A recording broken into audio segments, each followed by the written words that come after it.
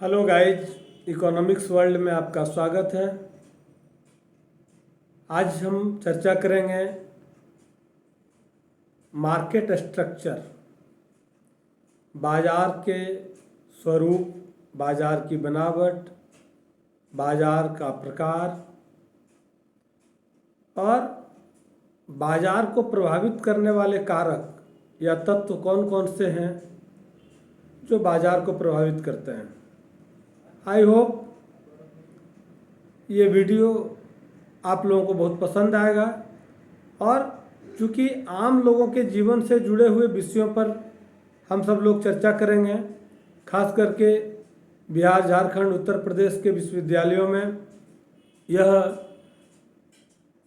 UG students के लिए बहुत ही आवश्यक है, चाहे वह इकोनॉमिक्स के हों या फिर कॉमर्स के छात्र हों या विभिन्न प्रकार के प्रतियोगिता परीक्षाओं की तैयारी कर रहे हों, सभी के लिए यह उपयोगी है। तो बाजार शब्द का अर्थ क्या है? सामान्य अर्थ में बाजार शब्द से तात्पर्य है एक ऐसे स्थान या केंद्र से जहां क्रेता और विक्रेता भौतिक रूप से उपस्थित होकर के, यानी स्वयं उपस्थित होकर के क्रय और विक्रय का कार्य करते हैं। उदाहरण के लिए शहर में स्थापित व्यापारिक केंद्र जैसे कपड़ा बाजार, मछली बाजार या ग्रामीण स्तर पर लगने वाले हाट। अर्थशास्त्र में बाजार शब्द का सामान्य अर्थ है भिन्न होता है। अर्थशास्त्र में बाजार शब्द का तात्पर्य जो समस्त क्षेत्र से है, वह संपूर्ण क्षेत्र अर्थशास्त्र में बाजार होता है जहां किसी वस्तु के क्रेता और विक्रेता मौजूद होते हैं और वो दोनों आपस में प्रतिस्पर्धा करते हैं ताकि उस वस्तु का एक मूल्य बना रह सके।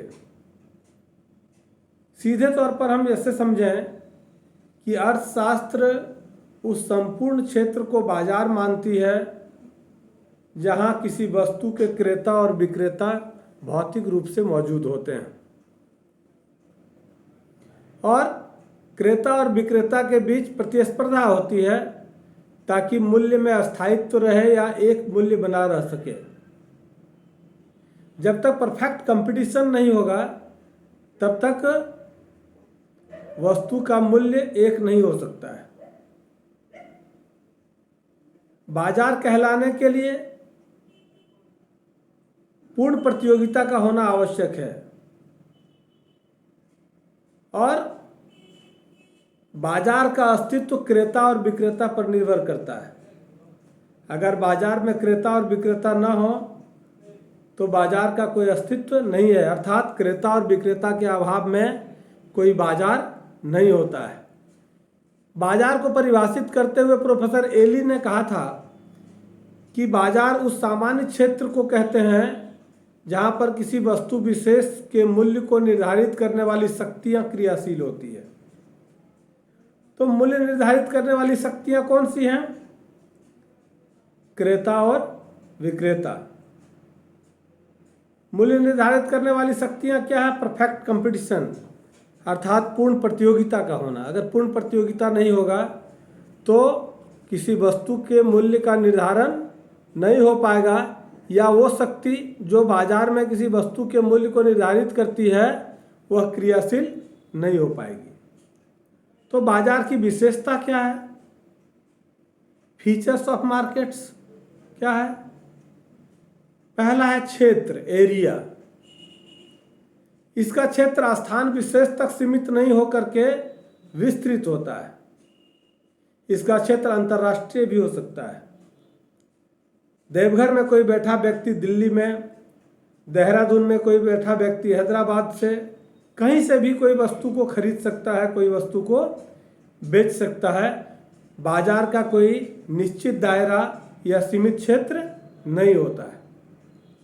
दूसरी विशेषता प्रतियोगिता का होना। जैसा मैंने कहा कि पूर्ण प्रतियोगिता का होना आवश्यक है। बाजार में प्रतियोगिता भी हो सकती है और नहीं भी हो सकती है। यह जरूरी नहीं है कि प्रतियोगिता होगी, हो सकता है प्रतियोगिता नहीं भी हो। तीसरी विशेषता है एक वस्तु। प्रत्येक वस्तु का बाजार अलग अलग होता है। बाजार में वस्तुओं की खरीदारी भी होती है और बिक्री भी होती है। हम लोग व्यवहारिक जीवन में क्या है कि एक ही स्थान पर बहुत सारी वस्तुएं हम लोग खरीद लेते हैं। जैसे हम टावर चौक चले गए, दिल्ली के चांदनी चौक चले गए, पटना में पाटलिपुत्रा चले गए, तो एक ही स्थान पर हम विभिन्न प्रकार के आवश्यक वस्तुओं को क्रय कर लेते हैं। अर्थशास्त्र इसको बाजार नहीं मानती है, क्योंकि उस तरह के बाजारों में कभी पूर्ण प्रतियोगिता संभव नहीं है। अर्थशास्त्र बाजार उस व्यवस्था को मानती है जहां एक ही वस्तु के बहुत सारे विक्रेता हों, क्योंकि जब तक बहुत सारे विक्रेता नहीं होंगे तब तक परफेक्ट कंपटीशन नहीं होगा, पूर्ण प्रतियोगिता नहीं होगी। और जब पूर्ण प्रतियोगिता नहीं होगी तो वह बाजार का वास्तविक रूप को चरितार्थ नहीं कर पाएगा। चौथी विशेषता है क्रेता और विक्रेता। मैंने कहा कि क्रेता और विक्रेता के बिना बाजार की आप कल्पना भी नहीं कर सकते हैं। किसी बाजार का अस्तित्व वहाँ के क्रेता और विक्रेता पर निर्भर करता है, इसलिए जब तक क्रेता और विक्रेता नहीं होगा बाजार नहीं हो सकता है। बाजारों का वर्गीकरण किया गया है। ये 4 विशेषताएं मैंने बतलाई बाजार की। अब उसका वर्गीकरण किया गया है। विभिन्न तत्वों के आधार पर बाजारों का वर्गीकरण किया जाता है।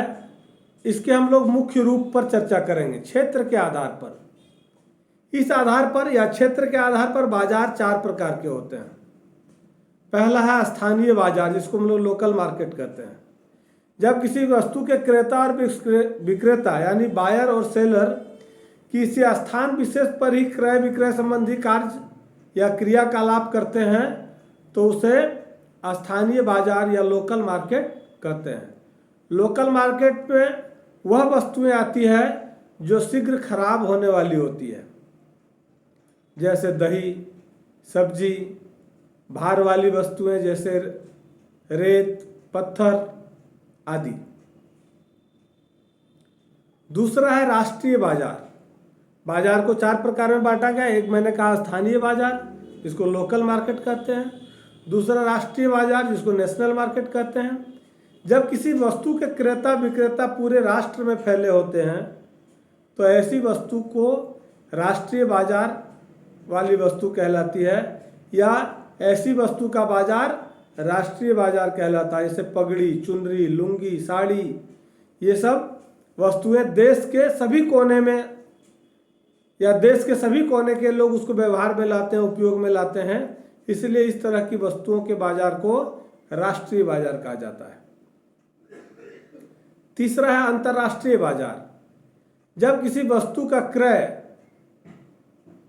विक्रय विश्व के विभिन्न भागों में किया जाता है, दुनिया के दूसरे दूसरे देशों में किया जाता है, एक देश से दूसरे देश, दूसरे देश से तीसरे देश तक जाता है, एवं उसके क्रेता और विक्रेता पूरी दुनिया में फैले हुए होते हैं, तो ऐसे बाजार को अंतर्राष्ट्रीय बाजार कहा जाता है। चौथा है प्रादेशिक बाजार। जब किसी वस्तु का क्रय विक्रय नगर या किसी ग्राम के सीमाओं के अंदर होता हो या उसके पार होता हो, किसी प्रांत या राज्य की सीमाओं तक ही सीमित रहता हो, तब इसे प्रादेशिक बाजार कहते हैं। यानी उस प्रदेश से या उस राज्य से बाहर नहीं है। जैसे राजस्थान में लाख चूड़ियों की मांग, ये प्रादेशिक बाजार है। क्षेत्र के आधार पर, फिर वर्गीकरण के आधार पर, और तीसरा बिंदु है समय के आधार पर बाजार का वर्गीकरण। समय के आधार पर बाजार को कई भागों में बांटा गया है। पहला है दीर्घकालीन बाजार, long term period, long term market. दीर्घकालीन बाजार क्या है? दीर्घकालीन बाजार वह बाजार है जिसमें क्रेता और विक्रेता के पास अपनी पूर्ति में वृद्धि करने के लिए पर्याप्त या लंबा समय होता है। यानी सप्लायर के पास उस कमोडिटी को, उस वस्तु को पूर्ति करने के लिए एक लंबी अवधि होती है, एक लंबा समय होता है। इस तरह के बाजार में मांग और पूर्ति की शक्तियों में पूर्ण रूपेण समायोजन होता है। मांग और पूर्ति की शक्तियों में पूर्ण समायोजन हो जाता है। फलतः मूल्य के निर्धारण और मांग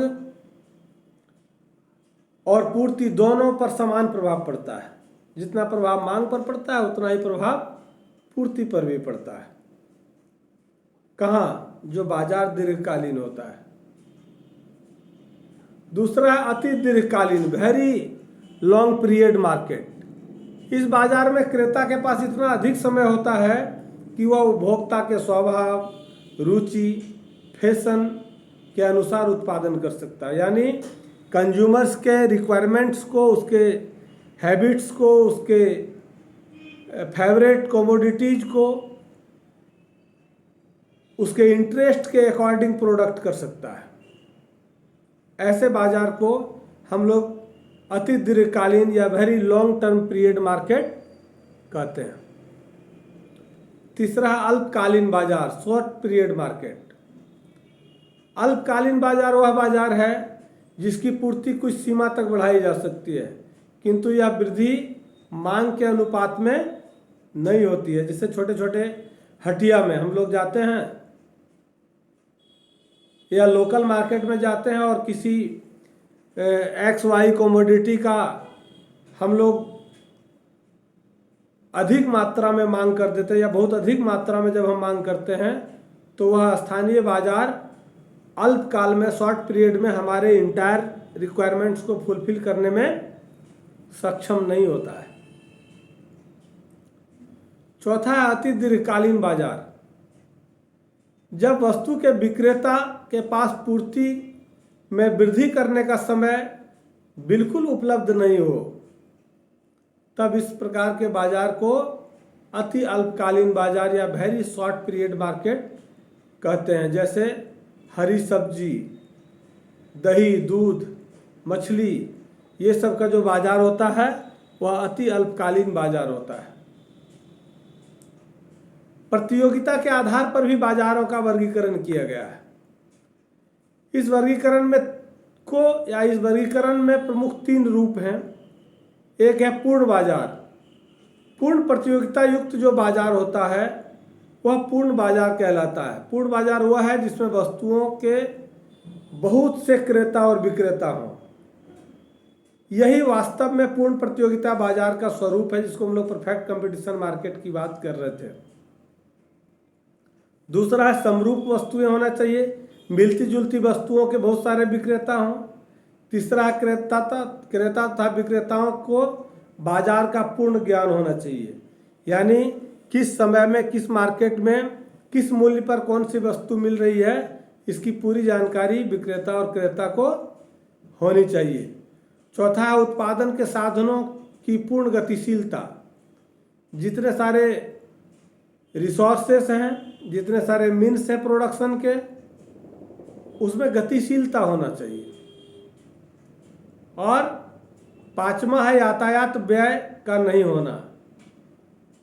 जब एक ही जगह पर एक ही वस्तु के बहुत सारे विक्रेता होंगे और बहुत सारे क्रेता होंगे, तो मेरा कीमत अगर पसंद नहीं आएगा तो दूसरी दुकान जाएंगे, दूसरा पसंद नहीं आएगा तो तीसरी दुकान जाएंगे, तीसरा पसंद नहीं आएगा तो चौथी दुकान जाएंगे। इसके लिए समरूप वस्तुएं और एक ही वस्तुओं के बहुत सारे विक्रेताओं का होना आवश्यक होता है। दूसरा है अपूर्ण बाजार। अपूर्ण प्रतियोगिता वाले बाजार उस बाजार को कहते हैं जिसमें पूर्ण प्रतियोगिता का अभाव होता है, क्रेता और विक्रेता की संख्या भी कम होती है और क्रेता विक्रेता को बाजार के बारे में कोई ज्ञान नहीं होता है, यानी बाजार की स्थिति और अवस्था के बारे में कोई जानकारी नहीं होती है। नेक्स्ट है एकाधिकार बाजार।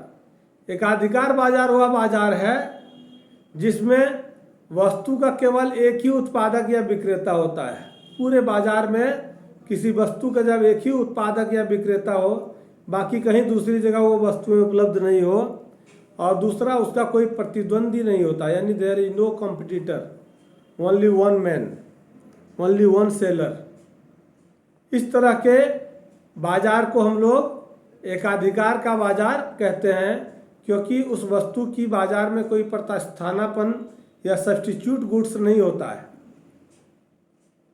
कि अगर हमने उस वस्तु का कीमत अधिक रखा है तो आप कोई दूसरा सब्स्टिट्यूट परचेज कर लेंगे, ऐसी स्थिति नहीं होती है। इस तरह के बाजार को एकाधिकारी बाजार कहते हैं। उसके बाद नेक्स्ट है सामान्य बाजार। कार्य के आधार पर भी बाजार का वर्गीकरण किया गया है। सामान्य बाजार कौन सा बाजार है?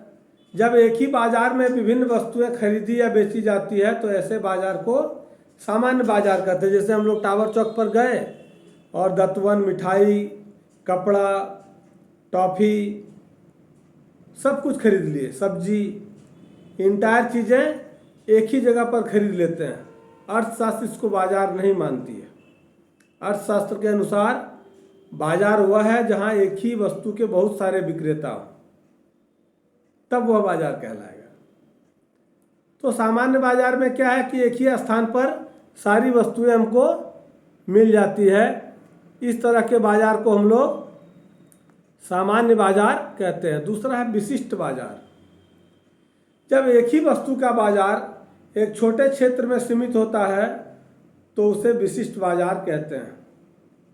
जब एक ही बाजार में विभिन्न प्रकार की वस्तुएं एक छोटे से स्थान पर या एक छोटे से क्षेत्र में सीमित हो जाता है तो उसको विशिष्ट बाजार कहते हैं। जैसे सब्जी मंडी, धान मंडी, लोहा मंडी, इस तरह का जो क्षेत्र है जहाँ एक ही स्थान पर, एक सीमित क्षेत्र में, एक सीमित स्थान पर ही सारी चीज़ें मिलती है, इस तरह के बाजार को हम लोग